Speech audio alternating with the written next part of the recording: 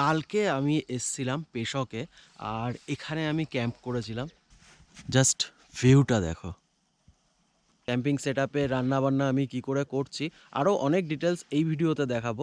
এত আরামদায়ক বেড এটা। যাই হোক, কষ্টের পয়সা ইনভেস্ট যখন করতে হয় তখন খুব বুঝে শুনে করতে হয়। মানে 6,000 টাকা আমার সেভ, ওই 6,000 টাকায় আমি আর একটা রাইড করতে পারবো। তো এটাকে আরামসে ব্যাগ থেকে বার করো, জল ভরো, এখানে 10 লিটার জল ধরে।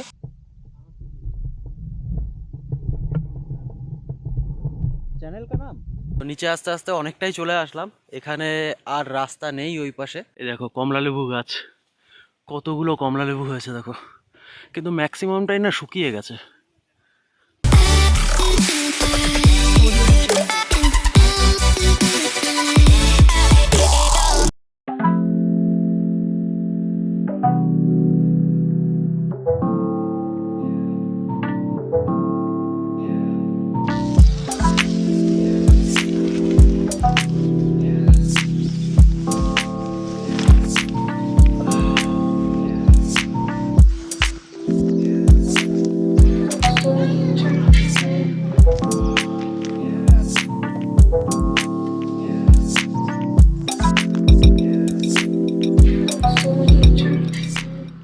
গুড মর্নিং ফ্রম পেশক। কালকে আমি এসছিলাম পেশকে, আর এখানে আমি ক্যাম্প করেছিলাম। এই যে পিছনে দেখতেই পাচ্ছ। তো এটা আমি আগের ব্লগে দেখিয়েছিলাম। যদি আগের ব্লগটা তোমরা না দেখে থাকো তাহলে অতি অবশ্যই আগের ব্লগটা তোমরা দেখে নাও। তো আমি যে ক্যাম্প সাইটটায় রয়েছি এটার নাম হচ্ছে হিমালয়ান হাইটস। তো জায়গাটা খুবই সুন্দর, তোমাদের একবার একটা ঝলক দেখিয়ে দিই।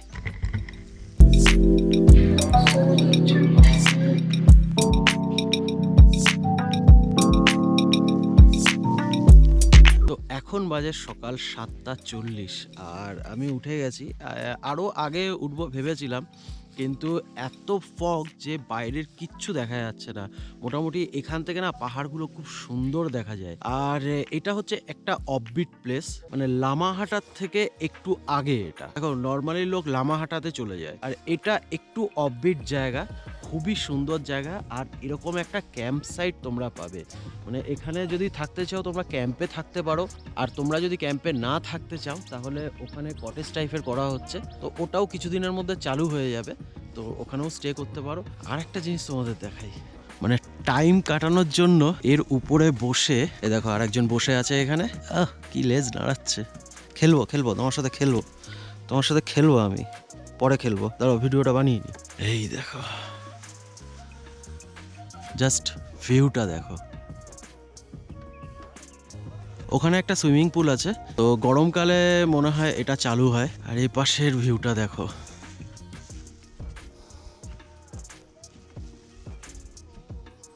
জাস্ট মনটা শান্তি হয়ে গেল। তো এখান থেকেই মোটামুটি কাঞ্চনজঙ্ঘা, টাইগার হিল, এখানে 3টে পাহাড় একসাথে দেখা যায়। আর একটা কি পাহাড়ের নাম বলেছিল ওটা আমার এখন মনে নেই। যাই হোক, তোমাদের ওটা পরে বলে দেবো আমি। কিন্তু এখন ফগের কারণে কিচ্ছু দেখা যাচ্ছে না। যদি ওয়েদারটা ক্লিয়ার হয় তাহলে তোমাদের দেখাতে পারবো যে ভিউটা কি অসাধারণ এখানে। So hey guys, what's up and welcome to DS Moto Adventure Bangla. যাই হোক, একসাথে আমি হিন্দি আর বাংলা দুটো ভিডিওই বানাচ্ছি, আর দুটো ভিডিও একসাথে বানানো মানে খুব চাপ, আর সিকোয়েন্স একটু গড়বড় হয়ে যায়। কিন্তু আমি যেটা দেখলাম, বাংলা ভিডিওটাই সব থেকে ভালো আমার হচ্ছে। মানে বেশি আমি কথা বলতে পারছি, বোঝাতে পারছি, আর আরও ডিটেল তোমাদের জানাতে পারছি। দেখো, হিন্দিটাই এতদিন পর্যন্ত করেছি আমি, কিন্তু আমি পরে দেখলাম যে বাংলা ভিডিও বানিয়ে যেটা মজাটা আমি পাচ্ছি সেটা হিন্দিটায় অত একটা নেই। তো গতকালকের ভিডিওতেও তোমাদের দেখিয়েছি ক্যাম্পিং সেট আপে রান্নাবান্না আমি কি করে করছি, আরও অনেক ডিটেলস এই ভিডিওতে দেখাবো। চলো আমি একটুখানি চা ফা বানাই, খাই। তো আমার ক্যাম্পের ভেতরটাও তোমাদের একবার দেখিয়ে দিই। জুতোটা এখানে খুলে রাখি। এই দেখো, বেডটা শুধু দেখো, মানে এত আরামদায়ক বেড এটা। তো নর্মালি লোক যোগা ম্যাট ইউজ করে, তো অনেক সময় সেই প্রবলেমটা কি হয়, কি মাটি এবড়ো খেবড়ো থাকে, আর সেটা না পিঠে লাগে, মানে প্রচণ্ড ব্যথা হয়, ঘাড় ব্যথা হয়, এইসব প্রবলেমগুলো হয়। তো আমি একটু ওয়েট করে একটা ভালো এয়ারবেড নিয়ে নিয়েছি। এত রাইড করার পর রাতে খুব কমফোর্টেবল ভাবে শুই, মানে এত কষ্ট করে রাইড করার পর রাতে যদি ঘুমটা ঠিকঠাক না হয়, আশা করছি তোমরা বুঝবে জিনিসটা। আর এটা হচ্ছে আমার স্লিপিং ব্যাগ, এটা আমি -5 ডিগ্রির কিনেছি। আর এই সাইডে দেখো আমি সব লাগেজগুলো রেখে দিয়েছি। আর এই যে বেডটা, এটায় দুজন আরামসে ঘুমাতে পারবে। মানে আমার কথা যদি বলি, মানে আমি, আমার ছেলে, আমার বউ, তিনজন এটাতে আরামসে ঘুমাতে পারবো। আর যে টেন্টটা আমি নিয়েছি, এই টেন্টটাও 3% টেন্ট। নর্মালি লোক 2% টেন্ট নিয়ে নেয়, কিন্তু 2% টেন্টে না একটু সমস্যা হয়, লাগেজ রেখে তার ভেতর দুজন শোয়া এটা পসিবল হয় না। 2% টেন্ট হচ্ছে ওইগুলো, মানে এর থেকে অনেকটা ছোট। আমি নিয়েছি যখন একবারে নিয়ে নিলাম, একটু বড় সাইজের নিয়ে নিলাম, যাতে দুজন তিনজন আরামসে এখানে থাকতে পারি। তিনজন আরামসে থাকা যাবে এখানে। যাই হোক, কষ্টের পয়সা ইনভেস্ট যখন করতে হয় তখন খুব বুঝে শুনে করতে হয়। আর মানে এই পুরো সেটআপটা কমপ্লিট করতে মোটামুটি আমার 2 বছর টাইম লেগেছে। ঠিক আছে, 2 বছর ধরে তো রাইডে যেতে পারছিলাম না, মানে সেই দুঃখটা মনের মধ্যে ছিল। আর এক এক করে মানে সেটআপটা আমি করছিলাম, বুঝতেই পারছো ফ্যামিলিওয়ালা লোক আমি, তো সব কিছু অ্যাডজাস্ট করতে হয়। তো টুকটুক টুকটুক করে এটা করলাম। আর এটা করার পর একটা লাভ এই হয়েছে যে আমি এখন ন্যূনতম বাজেটেও রাইডে বেরিয়ে পড়তে পারবো। কারণ তোমরাই ভেবে দেখো না, তোমরা চাও রাইড করতে, কিন্তু পয়সার জন্য যেতে পারছো না। ভাবছো যে একটা রাইড করতে যাব, এখানে 15,000-20,000 টাকা খরচা হয়ে যাবে। এখন সেই ফান্ডাটা আমার থাকলো না। আমি 5 দিনের ট্রিপ করছি। এটা যে কাউকে যদি বলি, বলবে এটাই মোটামুটি 10,000 টাকা খরচা হবে, আর হওয়ারই কথা 10,000 টাকা। কিন্তু আমার এই ট্রিপটাতে খুব বেশি হলে হয়তো 3,000 আমি ধরে রেখেছিলাম, কারণ আমি চাইছিলাম 3,000-এ এই রাইডটা কমপ্লিট করতে। সেখান থেকে একটু এক্সটেন্ড করে গেল, সেটা মোটামুটি ধরে রাখো 3.5 মতো হতে পারে, বা খুব বেশি হলে তো 4,000 টাকা, মানে 6,000 টাকা আমার সেভ। ওই 6,000 টাকায় আমি আর একটা রাইড করতে পারবো। তো যাই হোক, এটা ছিল হচ্ছে আমার কাহিনী। মানে তোমাদেরও যদি আমার মতো কিছু কাহিনী থাকে, তো তুমি আমারই দলে, তো তুমিও এটা ট্রাই করতে পারো। সেই জন্যই তোমাদের এত বৃত্তান্ত দেখানো, এত সব কিছু। আর এত কিছু করার পরও একটা লাইক তোমরা দাও না। তো এবার তোমাদের মনে একটা প্রশ্ন জাগবে যে এতদিনের ট্রিপ আমি ক্যামেরাগুলো, ফোন, আরও যে ইলেকট্রনিক্স গ্যাজেটগুলো রয়েছে যেমন লাইট ফাইট, এগুলো আমি কি করে চার্জ দিচ্ছি, তো এটাও তোমাদের দেখিয়ে রাখি। তো আমি একটা পাওয়ার ব্যাংক নিয়ে এসেছি, এটা 20,000 mAh এর। তো মোটামুটি এর শেষ, মানে এটা হয়তো চার্জ দিলে পাওয়ার ব্যাংকের চার্জ শেষ হয়ে যাবে। মানে ধরো এই পাওয়ার ব্যাংকটা আমাকে সাপোর্ট দিল হচ্ছে 1.5 দিন মতো। 1.5 দিনে তো আর রাইড কমপ্লিট হবে না, তারও একটা ব্যাকআপ আমি নিয়ে এসেছি। তো সেটাও তোমাদের একবার দেখিয়ে দিচ্ছি। এটার জন্য একটুখানি এগুলো সব সরাতে হবে। ও তার মাঝে তোমাদের দেখিয়ে রাখি যে এই এয়ারবেডটাকে ফোলানোর জন্য এই পাম্পটা আমি ইউজ করি। ছোট পাম্প, একটু টাইম লাগে। মোটামুটি এই এয়ারবেডটাকে ফোলাতে 10 মিনিট টাইম লাগে। তো যেহেতু ছোট, তো বাইকে ক্যারি করতে সুবিধা হয়। এই দেখো, এখানে আমি একটা ইউপিএস নিয়ে এসেছি। তো আপাতত এর বিকল্প কোনো ব্যবস্থা আমার কাছে নেই। ইউপিএস ছিল বাড়িতে 3খানা, তার মধ্যে থেকে ছোটোগুলোতে দেখলাম বেশিক্ষণ চার্জ থাকে না, মানে ওগুলোর ব্যাটারি হয়তো একটু উইক হয়ে গেছে। বড় আমার কাছে একটা ছিল, মানে ডাবল ব্যাটারি ইউপিএস, মানে খুব পাওয়ারফুল ইউপিএস এটা। তো সেটা আমি ক্যারি করছি। আর এটা ক্যারি করা খুবই ঝামেলা, কারণ এটা খুব ওয়েট। তো এর কোনো একটা বিকল্প ব্যবস্থা আমি করব, যাতে সেটা ছোট হয়, পোর্টেবল হয়, বা হ্যান্ডি হয়। এগুলো হচ্ছে কিছু আমার ক্যাম্পিংয়ের রান্নার জিনিস। তো এটা হচ্ছে ছোট স্টোভ। এগুলো আগের ভিডিওতেও তোমাদের আমি দেখিয়েছি, এই ভিডিওতেও আরেকটু দেখিয়ে দিই। তো এটা হচ্ছে আমার পোর্টেবল স্টোভ, একদম ছোট আর হ্যান্ডি, আরামসে ব্যাগে চলে যায়। আর এটা হচ্ছে এর গ্যাস সিলিন্ডার। আর এটা হচ্ছে আমার পোর্টেবল জল ক্যারি করার জিনিস। তো এটাকে আরামসে ব্যাগ থেকে বার করো, জল ভরো, এখানে 10 লিটার জল ধরে। আর যখন লাগবে না, খালি করে দাও, খালি করে গুটিয়ে ব্যাগে ঢুকিয়ে দাও। এর থেকে ইজি জিনিস আর নেই। নাহলে তোমাদের বোতল ক্যারি করতে হবে, বা কোনো বালতি বা ড্রাম টাইপের কিছু ক্যারি করতে হবে। তো ওর কোনো ঝামেলা রাখিনি, পাউচ প্যাকেট আরামসে যে কোনো জায়গায় ঢুকে যায় ব্যাগের। তো এখন আমি মিল্ক টি বা মিল্ক কফি খাবো না, একটু ব্ল্যাক কফি খাবো ভাবছি। সকাল সকালে একটু ব্ল্যাক কফি এনার্জি দেবে।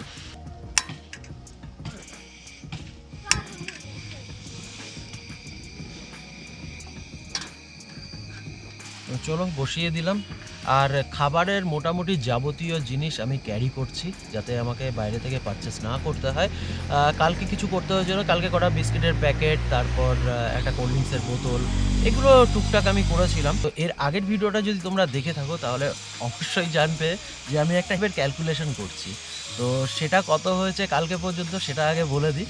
তো কালকে মোটামুটি যতবার পেট্রোল ভরিয়েছি, আর ওই কালকে দুপুরে লাঞ্চ করেছিলাম, আর কিছু স্ন্যাক্স এসব কিনেছিলাম, বিস্কিট ফিস্কিট, ওগুলো একটু কম ছিল তাই। তো এইগুলো দিয়ে আমার হয়েছে 2300 টাকা এখনও পর্যন্ত খরচা। 2086 টাকার আমি পেট্রোল ভরিয়েছি, আর বাকি একটু এদিকে খরচা গেছে। মোটামুটি আমার এখন 2300 টাকা খরচা হয়েছে। আর আমি যে এই হিমালয়ান হাইটসে রয়েছি, তো এখানে ক্যাম্পিং আর ফুডিং চার্জেস হচ্ছে 1500 টাকা করে পার হেড। তো এখানে যেহেতু আমার নিজের ক্যাম্প রয়েছে, তো একটু রিকোয়েস্ট করে বললাম যে যদি থাকা যায়। ভালোভাবেই কালকে বললো যে দেখুন এমনি তো হবে না, তার জন্য কিছু চার্জেস লাগবে। আমি বললাম যে কত? বললো যে 500 টাকা পার নাইট পড়বে। আমি বললাম যে 500 টাকা পার নাইট না করে, কারণ আমি তো পুরো একটা বাজেটের করছি, বৃত্তান্ত সব বললাম, অত এখন ভিডিওতে বলে লাভ নেই। তো তারপর লাস্টে আমি বললাম যে আমি 2 দিন থাকবো এখানে, তো কত টাকা দিতে হবে? উনি বললেন যে 1000 টাকা দিতে হবে। আমি বললাম না, শুধু 500 টাকা দিলেই করে দিন আমাকে। অনেক রিকোয়েস্টের পর রিকোয়েস্ট দিল, আর সেটা 500 না, আর 100 বাড়িয়ে 600 টাকায় করলাম। তো আমার খরচার খাতায় আরও 600 টাকা বেড়ে গেল।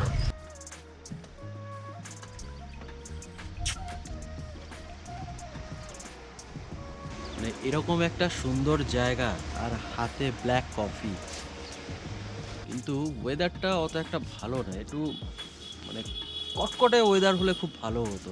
পুরো ফগই তো, এমনিও কালো কালো দেখা যাচ্ছে সব কিছু। আমরা সবসময় যা চাই তাই পাই না। এটা এই দেখো চুটকেটা চলে এসছে।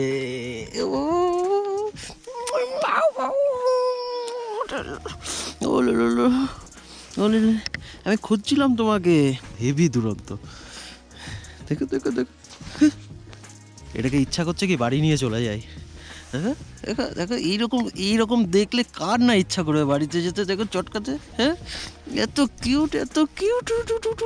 তো এখন আমি হেঁটে হেঁটে চলেছি একটু ঘুরতে, মানে প্রাকৃতিক দৃশ্যর মজা নিতে। ওখানে বসে কি করব, আশপাশটা এত সুন্দর কি বলবো। আর মানে তোমরা না আসলে মানে বুঝতেই পারবে না ভিডিওতে আর কতটুকু দেখতে পাচ্ছ। মানে নিজের চোখে দেখার ফিলিংসটাই আলাদা। জায়গাটা দেখো একবার।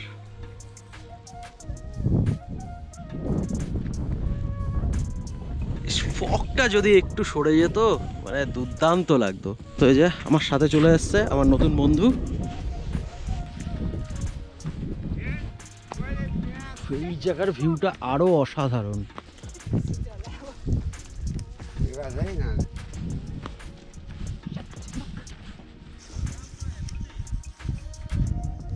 কটা ছবি তো তুলতেই হবে এখানে। মানে যতই নিচের দিকটা যাচ্ছি ভিউ দেখে না মনটা খুশি হয়ে যাচ্ছে, এত সুন্দর ভিউ। এই দেখো,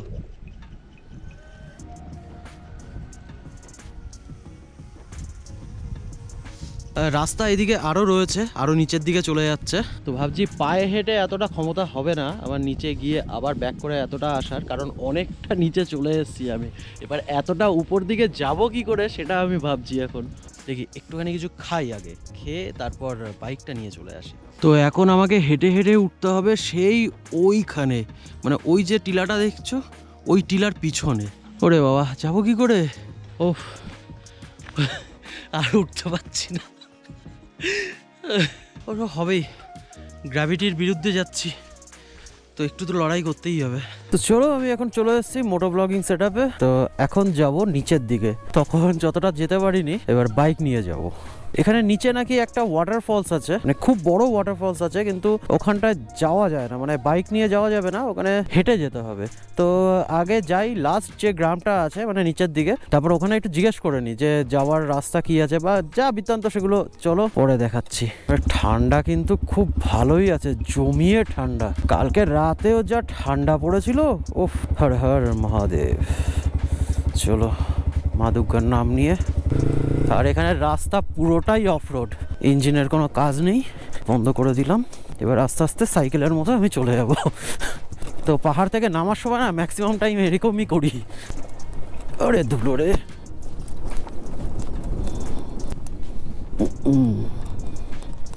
ইনস্টাটা একটু অন করে নি।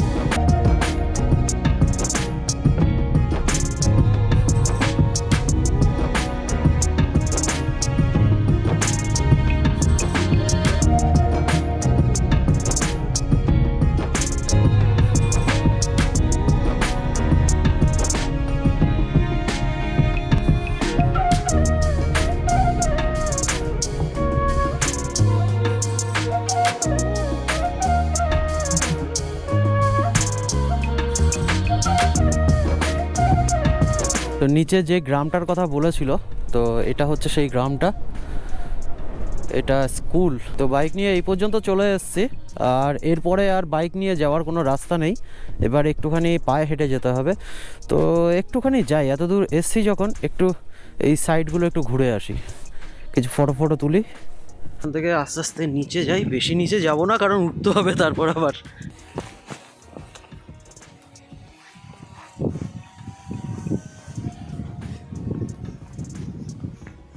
আরে বাবারে, নিচে নামার জন্য তো অনেকগুলো সিঁড়ি, এতগুলো সিঁড়ি দিয়ে যদি নিচে নাবি বড় উপরে উঠতেও হবে, এটা খুব চাপের। আর এসছি যখন একটুখানি নাবি।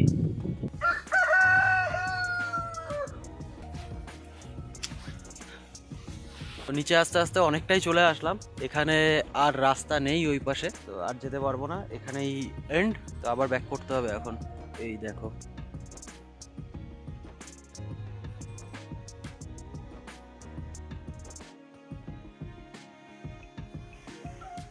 এবার টুকটুক করে ব্যাক করি, কারণ এতটা উঠে আবার যেতে হবে উপরে।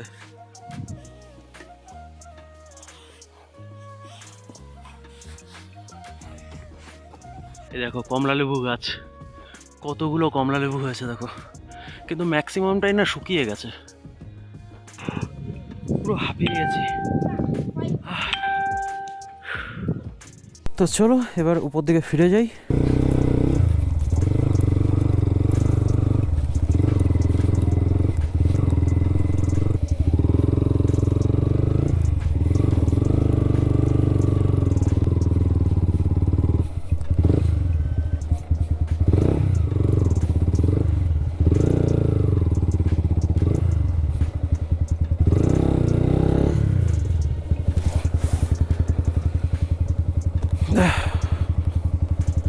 এসে গেল।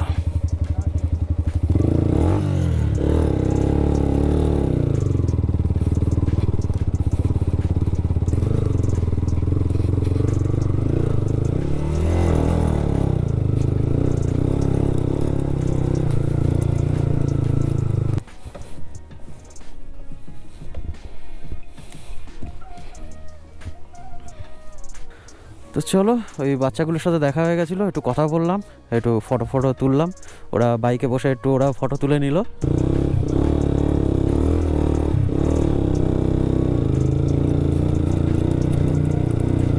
কালকে প্রবলেম হচ্ছিল লাগেজগুলোর জন্য, লাগেজের যা ওয়েট ছিল, এখন রিল্যাক্সে যেতে পারছি, আজকে কোনো প্রবলেম হচ্ছে না।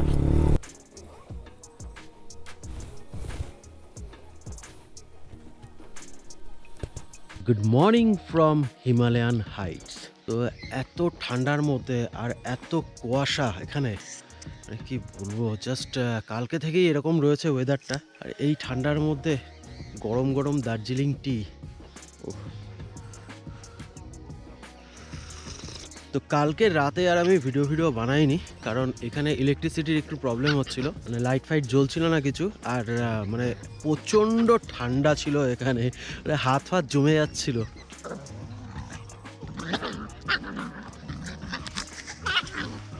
আর জাস্ট ফগটা দেখো।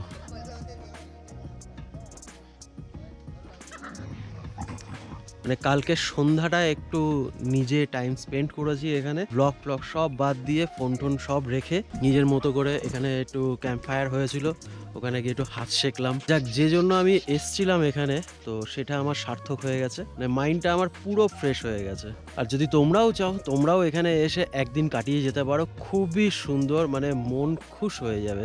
মানে ওই কংক্রিটের হোটেল বা হোমস্টে বাদ দিয়ে এই যে একটা প্রাকৃতিক জায়গা আর একটা অ্যাডভেঞ্চারাস জায়গা, তো খুবই ভালো লাগবে তোমাদের। তো এই ভিডিওটা যদি তোমরা এই পর্যন্ত দেখে থাকো, তাহলে অতি অবশ্যই লাইক, শেয়ার, কমেন্ট করতে ভুলো না। আর ডেলি আপডেট পাওয়ার জন্য ইনস্টা আর ফেসবুকে ফলো অবশ্যই করে নাও। তো চলো এই ভিডিওটাকে করি এখানেই এন্ড। আবার দেখা হবে অন্য একটা ভিডিওতে। তো ততক্ষণের জন্য stay tune, take care and good by.